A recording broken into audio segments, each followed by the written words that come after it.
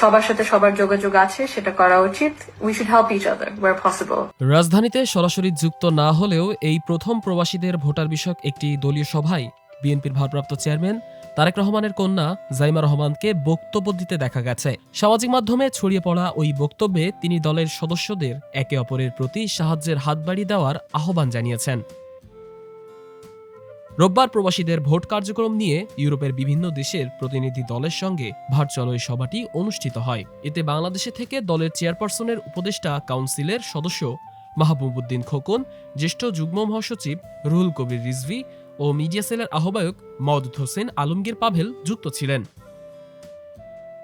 ৩৯ সেকেন্ডের ভিডিওতে জাইমা রহমান উপস্থিত সবাইকে ধন্যবাদ জানিয়ে বলেন, সবাইকে ধন্যবাদ এত করে যে আপনারা সবাই এসেছেন, এত কাজ যে করেছেন। আপনাদের চিন্তা ভাবনায় কি অসুবিধা সুবিধা এটাও বললেন। কয়েকটি বিষয়ের ব্যাপার আলাপ করা হয়েছে।